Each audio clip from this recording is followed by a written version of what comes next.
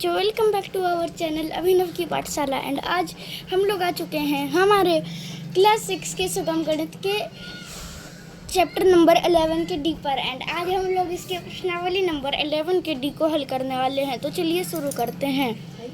अब हमारा पहला क्वेश्चन क्या है, ये है कि निम्नलिखित त्रिभुजों का पहला तो भुजा के आधार पर और दूसरा कोण के आधार पर वर्गीकरण करें। तो पहला क्वेश्चन क्या है, 3 3 3। तो भुजा के आधार पर ये कौन सा त्रिभुज है? ये भुजा के आधार पर एक समबाहु त्रिभुज है। और क्योंकि ये एक समबाहु त्रिभुज है, इसके तीनों कोण भी बराबर होंगे। तो अगर हम लोग एक त्रिभुज के तीनों कोणों का योग करते हैं तो ये आता है 180 डिग्री, यानी कि इसके तीनों कोणों की माप होगी 60 डिग्री।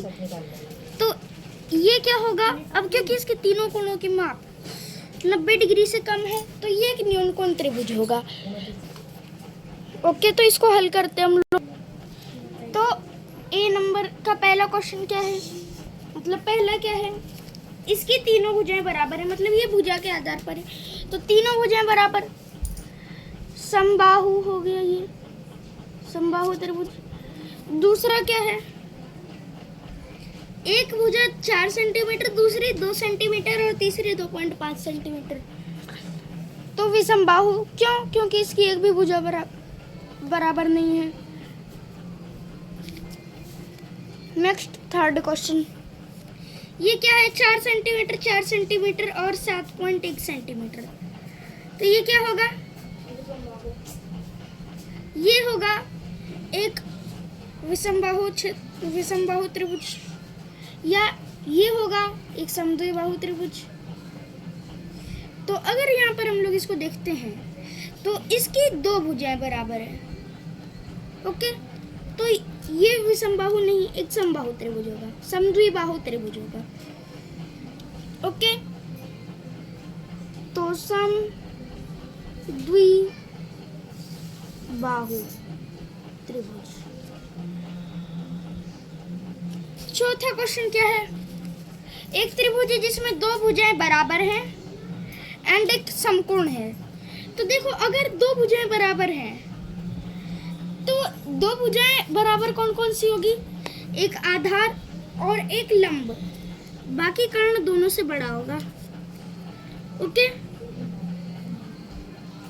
तो अब क्या करेंगे, यहाँ पर हम लोग लिख देते हैं, ये भी समद्विबाहु है। ओके, क्या है ये, समद्विबाहु।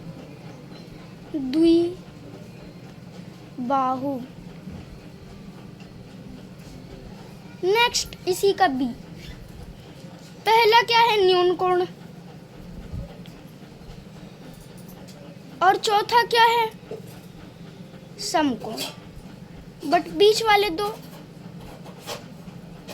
दूसरा और तीसरा, इन दोनों को हम लोग कैसे बताएंगे, तो इसको हम लोग नापते हैं चांद से।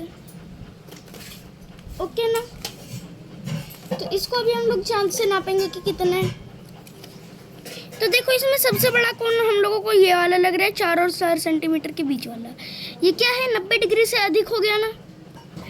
तो ये और इसका क्या है, ये भी 90 डिग्री से अधिक है, 120 डिग्री। तो ये दोनों क्या होंगे, ये दोनों अधिक कोण हो गए। तो अधिक कोण त्रिभुज, अधिक कोण, यहाँ पर आप लोग त्रिभुज के बदले आप त्रिभुज का ये चिन्ह भी लगा सकते हो। ओके, ये भी सेम अधिक कोण ही है। नेक्स्ट दूसरा क्वेश्चन, ये क्या है, ये है कि एक न्यून कोण त्रिभुज में डैश कोण डैश होते हैं। तो 3 कोण होते हैं एंड तीनों क्या होते हैं, न्यून कोण। तो 3 और कॉमा, मतलब तीनों और कॉमा न्यून कोण डाल देंगे। तो हम लोग इसको डाल देते हैं, तीनों। ओके, 3 नहीं, तीनों और न्यून कोण, न्यून कोण।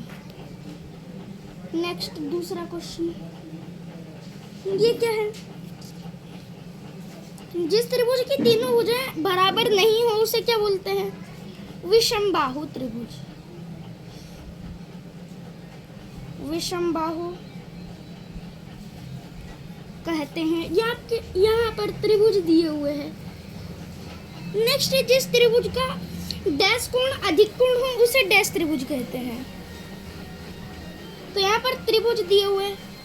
अब क्योंकि अधिक कोण त्रिभुज में एक कोण अधिक कोण होना चाहिए, क्योंकि अगर दो कोण अधिक कोण होगा तो ऐसा नहीं हो सकता है, क्योंकि 90 और 90 अगर हम लोग इन दोनों को जोड़ देते हैं तो ये दो ही 180 आ जाते हैं। ओके ना, यही दो 180 आ जाते हैं। तो जब ये दो 180 आ गए तो अब क्या करना है? इसको छोड़ देते हैं। ओके, ये तो नहीं होगा। अगर दो कोण अधिक कोण होंगे तो फिर कोई त्रिभुज बन ही नहीं सकता है। ओके ना, तो दो कोण अधिक कोण तो हो नहीं सकते, तो दो को छोड़ दो। अब दो नहीं है, कम से कम लिमिट एक है। अब दो से मतलब 3 से छोटा दो नहीं है, तो 2 से बड़ा 3 कैसे हो जाएगा? ये भी फिट नहीं आएगा, 360 हो जाएगा। तब तो फिर 360 भी नहीं, 90 से अगर एक भी बढ़ाओगे ओके तो ये 273 हो जाएगा। ओके ना, तो एक होता है और वो त्रिभुज क्या होता है? अधिक कोण त्रिभुज होता है।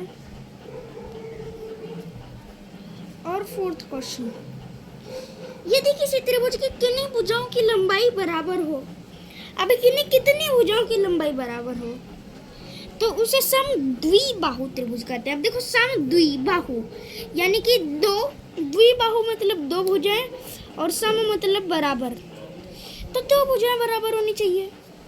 तो उत्तर आएगा हम लोगों का क्या? 2। नेक्स्ट 5वां क्वेश्चन, जिस त्रिभुज का डैश कोण समकोण हो उसे क्या कहते हैं? तो समकोण कितना होना चाहिए?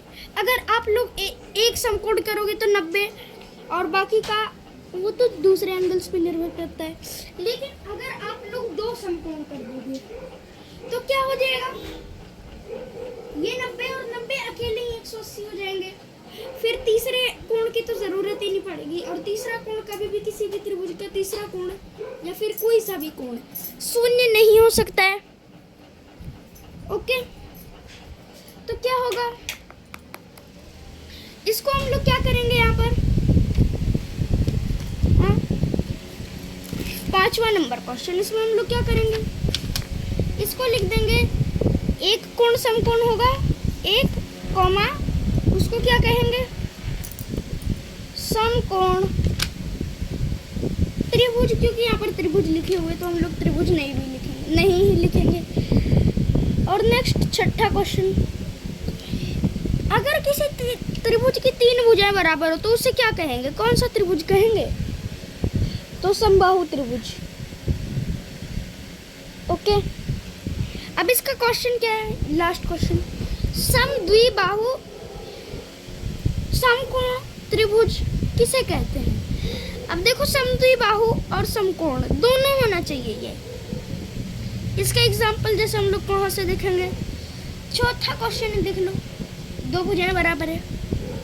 ओके ना, तो वैसा समकोण त्रिभुज या फिर वैसा त्रिभुज, अब देखो पहले हम लोग वैसा समकोण त्रिभुज देख लेते हैं। तो वैसा समकोण त्रिभुज जिसमें दो भुजाएं, कोई सी भी दो भुजाएं बराबर हो उसको क्या कहेंगे? एक समकोण समद्विबाहु त्रिभुज। या फिर वैसा त्रिभुज जिसकी दो भुजाएं बराबर हो और एक कोण 90 डिग्री हो उसे समकोण समद्विबाहु त्रिभुज कहेंगे। अब ये चैप्टर जो है यानी कि हमारा 11 का डी कंप्लीट हो गया। एंड अब हम लोग मिलते हैं अपने नेक्स्ट चैप्टर यानी कि 11 के ई में। तब तक के लिए thank you and bye bye.